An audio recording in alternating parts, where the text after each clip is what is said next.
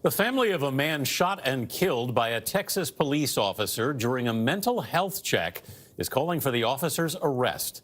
Doorbell camera video shows what happened Sunday before Officer Ronaldo Contreras shot Patrick Warren Sr., who was unarmed. Officer Contreras is now on administrative leave pending an investigation. Warren's son says his family had called for help because Warren was having a mental health emergency. Omar Villafranca has more. Omar, good morning. Good morning. The video, which was released by the family attorney and looks to be edited, does not show the final shots being fired, and that's why the family wants the body cam footage from the police officer released. Now, keep in mind, before this incident, the day before, they called and they got a mental health professional to show up. No problem. But when they called on Sunday, a Killeen police officer arrived instead. Ring doorbell footage shows Officer Ronaldo Contreras knocking on Patrick Warren Sr.'s door. A surprise to his family, who had requested help from a mental health professional. They never told us that one wasn't available. They just sent out a Killeen police officer.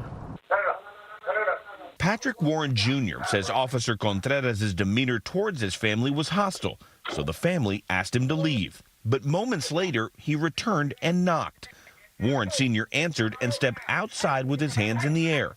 His son says he noticed a red dot shining on the door. The only reason we got up and walked to the door is because we saw an infrared beam from a taser on the door, which concerned us. We heard a pop.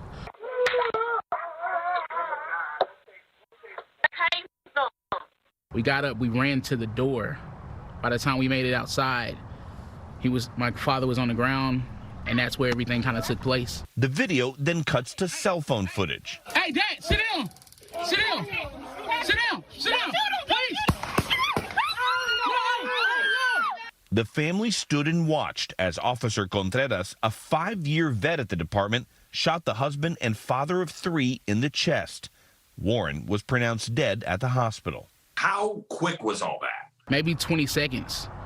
Lee Merritt represents Warren's family. If they didn't have a mental health professional readily available to go see Mr. Warren, should they have not sent that officer in your mind? No, if they couldn't send someone with the training to deal with the crisis that was actually occurring, then it would have been better for them to send no one at all.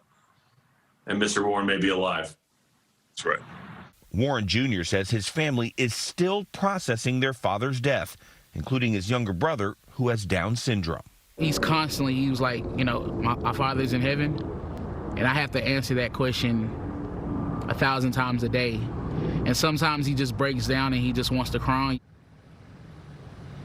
The Killeen Police Department has handed the investigation over to the Texas Rangers. There's no word on if or when that police body cam footage will be released. Tony?